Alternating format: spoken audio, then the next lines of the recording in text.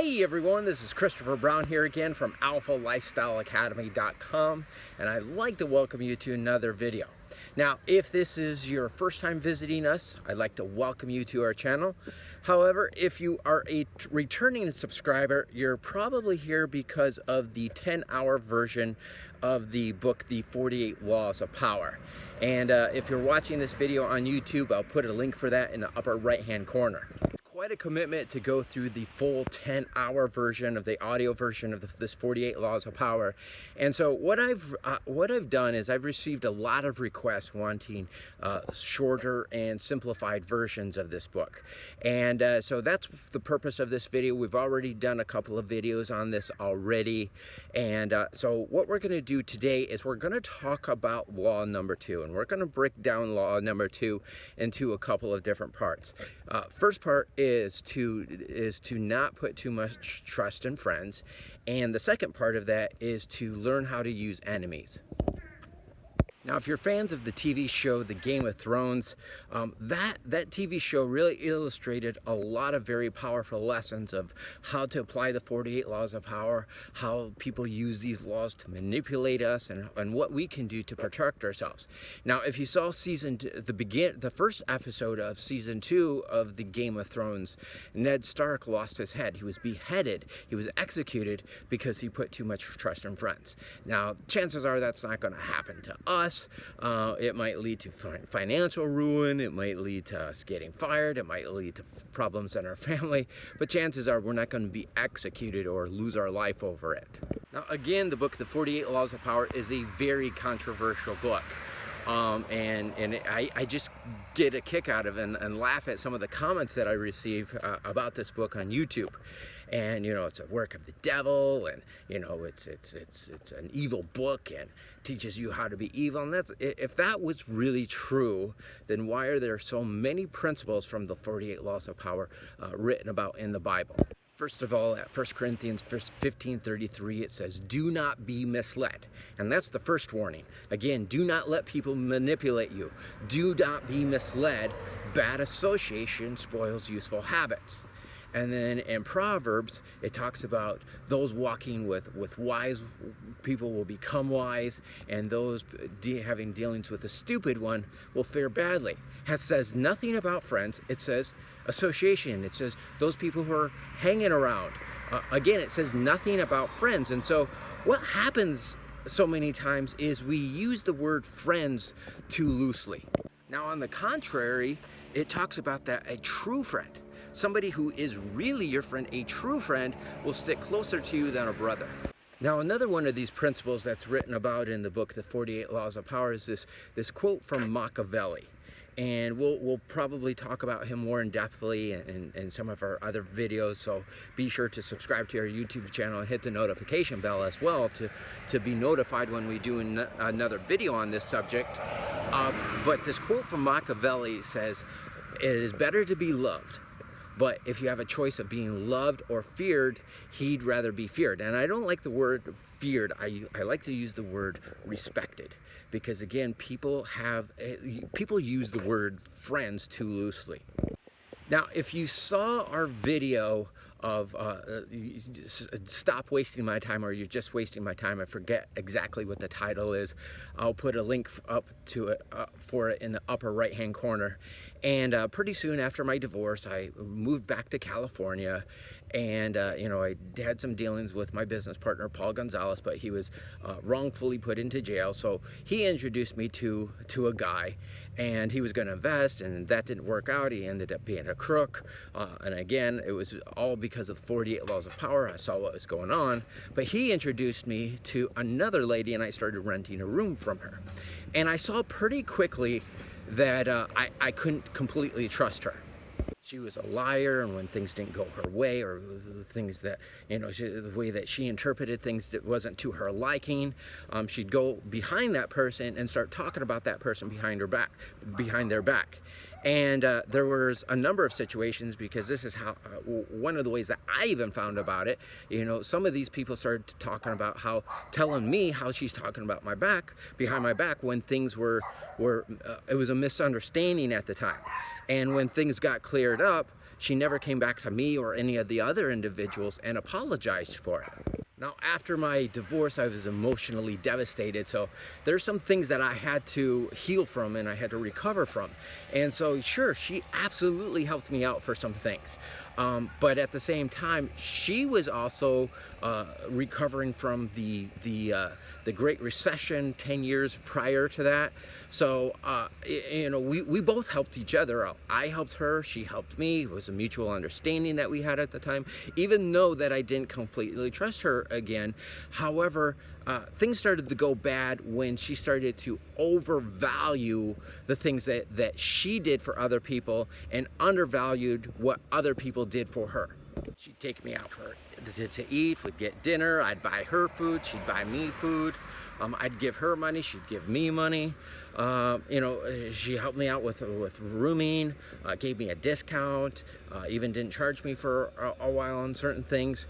But at the same time, I provided her with resources. She had one property left from, she had like $9 million worth of properties, lost it all. She was basically a peasant at the time, and she still is, just borrowing money to survive, and she had one property left. And she wanted to not lose the home. And so one of my resources, one of my guys who runs a financial services company, he typically charges, $500-600. I didn't add any additional fees to it, and we were able to save our house. And she did have to buy these projects a number of times. And like I said, he normally charges $500-600 every time he does it. But in this case, I negotiated a deal with him, so we were only charging $50 per project, or per for the services that he offered. And she was eventually able to save her house. And then she was selling her house. I don't know what she got for it, but that's way more valuable than anything that she gave to me. Now, I didn't look at it like this is a unfair taking advantage of one person. You help me, I help you. That's the way it's supposed to be. And even though that I didn't completely trust her, we were still friends. I was only around her for approximately a little less than a year and a half. And during that time, I never saw anybody, every single one of her friends ended up dropping her. People that we just met together, people that she'd known for a long time, and those who didn't, just didn't get because of life circumstances. Another one of her friends got put in jail, and some others that didn't really lived outside of the country, so they didn't really spend that too much time with her. And all those people that were around her enough, Lorraine, Brian, Rachel, tons of different of these people all turned against her. They always talked bad about her, and she just couldn't keep a friend. And like I said, she borrowed a lot of money from people. She borrowed like $135,000 from her mom. She wasn't working. She was failing at her real estate career at the time. She wasn't, she was just too devastated to put in the effort required. She borrowed another $35,000 from her sister. And she received a class action lawsuit. So she received about $11,000, and instead of paying her back or doing anything like that, she ended up buying a $10,000 horse. And that really wasn't the time for it, and she wanted me to lie to her sister to say like it was like $300 or something like that, because if she would have known that, she would have gotten an $11,000 check. Her sister would have said, hey, you need to start paying some of this back.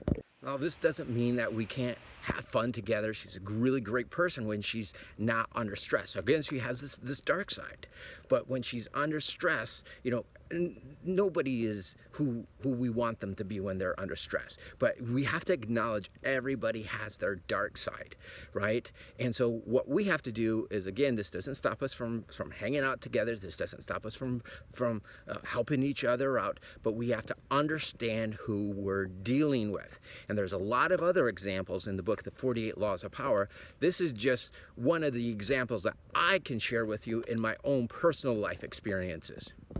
Again, this 48 Laws of Power, again, it's not an evil book, but it's to provide us with the knowledge to be able to protect ourselves from those who will take advantage of us.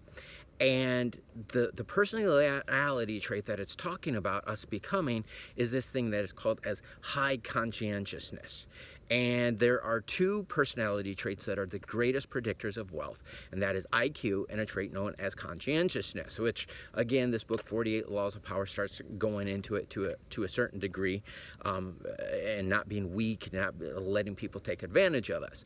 So I want to invite you to join our online community where you can take a performance-based personality test so you can see if you have these two personality traits that are the greatest predictors of wealth. Now, it's not only the greatest predictors of wealth.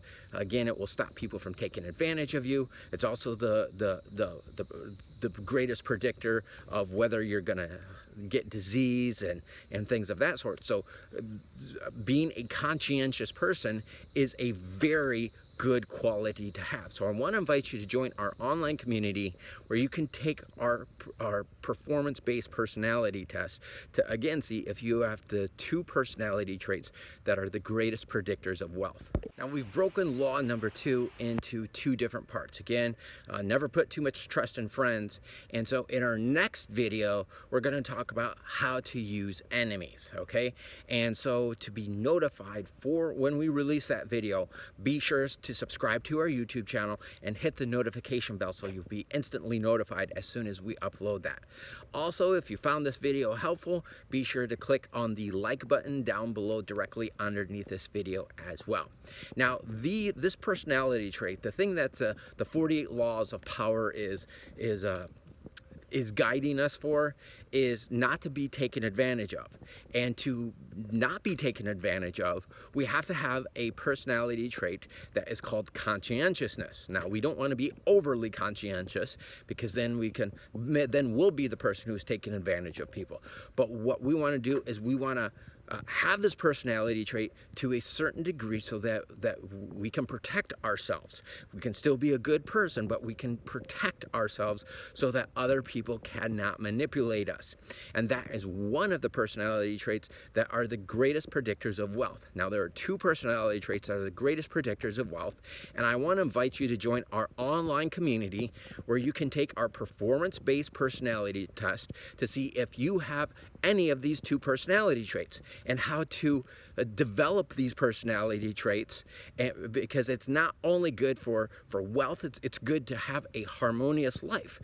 There's also personality traits that are the greatest predictors of disease, and so being a conscientious person will help us to have a long and healthy life. So I want to invite you to join our online community, and you'll find a link for that down below directly underneath this video in the resources section if you're watching this on YouTube.